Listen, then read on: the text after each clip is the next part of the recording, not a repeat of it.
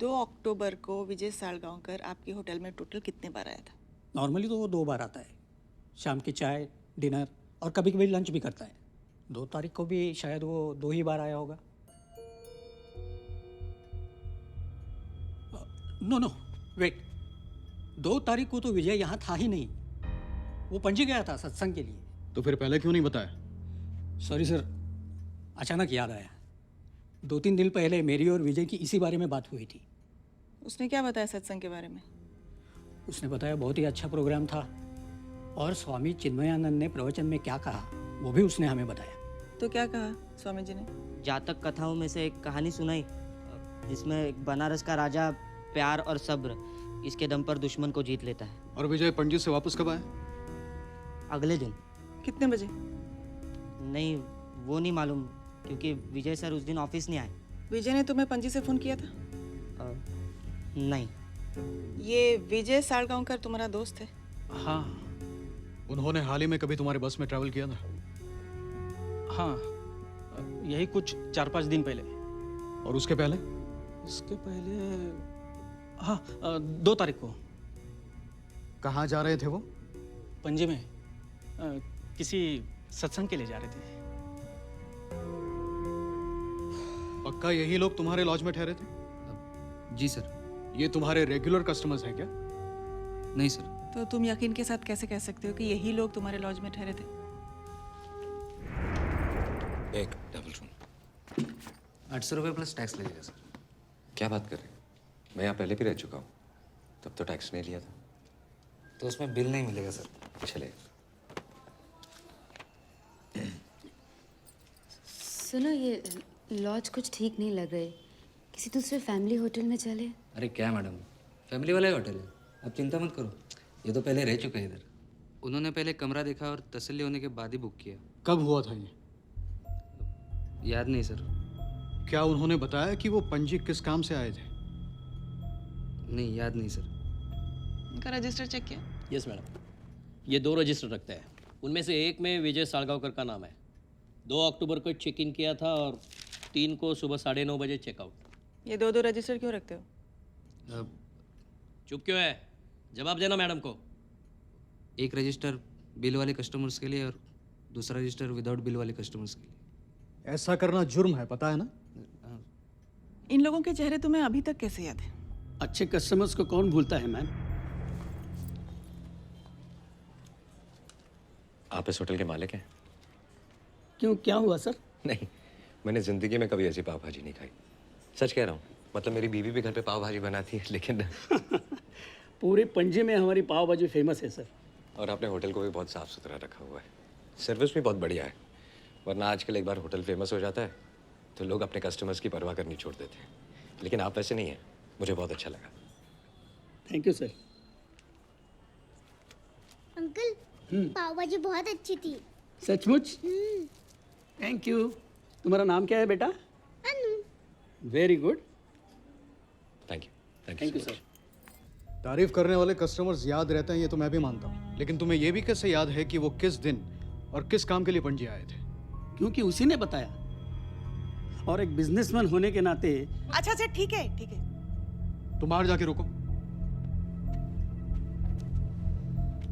अगर 2 और 3 अक्टूबर को विजय सालगांवकर अपनी फैमिली के साथ इन सब से मिला है तो वो उसी वक्त पॉन्डुलिम में कैसे हो सकता है? पता नहीं मैम, अब तो मैं भी थोड़ा कंफ्यूज हो गया हूँ। कैन आई से something? If you ask me, मेरी राय में विजय और उसकी फैमिली सच बोल रहा है। शायद आप ही का आदमी झूठ बोल रहा है। नहीं सर, मैं सच बोल रहा हूँ। वो विजय सालगांवकर ही था। अगर मैं झूठ साबित हुआ तो मैं इस्तीफा देने के लिए तैयार हूँ। तुमने स्वामी चिन्मयानंद से बात की? यस मैम, तब वो आउट ऑफ टाउन थे। अब तक शायद लौटे होंगे। कॉलिन। देखिए, जैसा कि आपने मुझे बताया है उससे तो ये प्रतीत होता है कि विजय और उसका परिवार उस दिन हमारे प्रवचन में उपस्थित थे।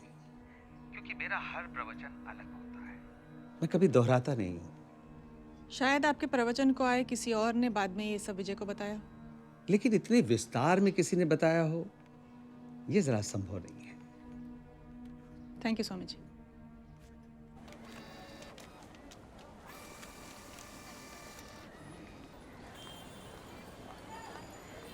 अनु और पापा कहाँ है? ये डिजिटल प्रोजेक्टर है। मेरा भी सपना है कि पॉन्डुलम में मेरा अपना थिएटर हो। बहुत बढ़िया। आजकल तो सारे थिएटर्स में डिजिटल प्रोजेक्शन ही होता है। कॉस्ट भी कम है और क्वालिटी एकदम चकाचक। पापा, अब मेरी बड़ी बेटी और मेरी पत्नी। मस्त। तुम्हें याद है वो कब आए थे? इस महीने की 3 तारीख को। तुम्हें ये डेट कैसे याद है? उन्होंने फिल्म का पूरा फर्स्ट हाफ प्रोजेक्शन रूम में बैठ के देखा था। और हाँ, उसने मुझे ये भी कहा था कि वो पणजी में किसी सत्संग के लिए आए हैं और किसी लॉज में ठहरा था। Get out, just get out. चलो बाहर चलो। चलो मीरा, कम।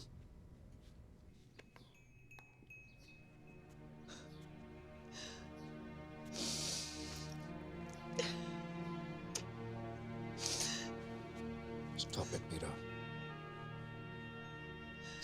Look at me. कुछ नहीं होगा शाम को, ओके? स्टॉप करो। हम उसे ढूंढ निकालेंगे। बस तुम ऐसे हिम्मत मत हारना। मैंने हिम्मत नहीं हारी महेश, लेकिन मैं एक माँ भी हूं ना, उसका मैं क्या करूं? Stop worrying. Listen, ये इन्वेस्टिगेशन सही डायरेक्शन में तो जा रहा है। हाँ, आई थिंक सो। तो फिर कोई भी सबूत हमें क्यों नहीं मिल रहा है? सारे गवाह, सारे सबूत उसी की तरफ क्यों है? आई नो महेश, इस वक्त सारे सबूत और गवाह विजय की तरफ है, लेकिन मैं जानती हूँ वो झूठ बोल रहा है। वो सब झूठ बोल रहे हैं। I can feel it.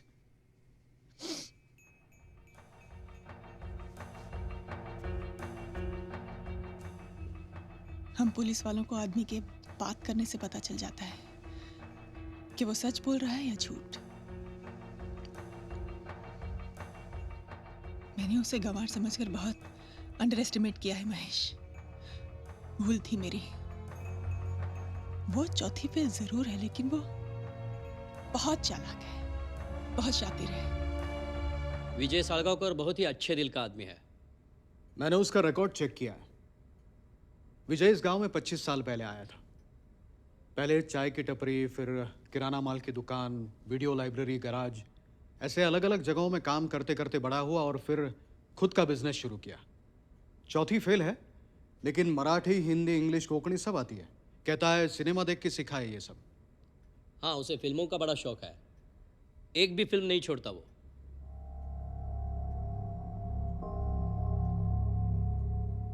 Cinema. It's an important link.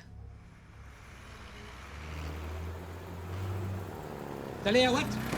ओ थांबा, क्या हुआ? टिकट के लिए पैसे निकालने भूल गया।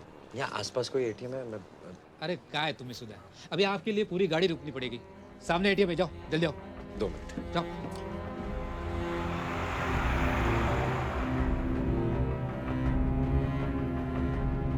प्रभु, उस एटीएम का सारा सीसीटीवी फुटेज मंगाओ। कहाँ है ये एटीएम? पणजी?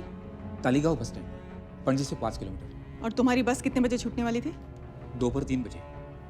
3 अक्टूबर का दोपहर 2:30 बजे से लेकर 3:30 बजे तक का सारा सीसीटीवी फुटेज मुझे चाहिए अभी। सावंत, तुम तो रोज सैकड़ों पैसेंजर से मिलते हो। हाँ। चलो मान लेते हैं कि उस एटीएम के किस्से की वजह से ये फैमिली तुम्हें याद रह गई, लेकिन वो फैमिली पणजी किस तारीख को गई थी और किस लिए गई थी, इतना सब याद रखना इट्स इम्पॉसिबल। जो बात उसने तुम्हें 25 दिन पहले बताई, वो तुम्हें अभी तक कैसे याद है? मुझे याद नहीं है, उसने बताया मुझे। हाँ हाँ, लेकिन 25 दिन पहले तुम्हें बताया था ना, तो इतने दिनों बाद नहीं। वो नहीं मतलब ये सब उसने मुझे तब बताया जब हाल ही में वो मुझे फिर से मिला था। फिर से? हाँ। कब? 3-4 दिन पहले। कहाँ?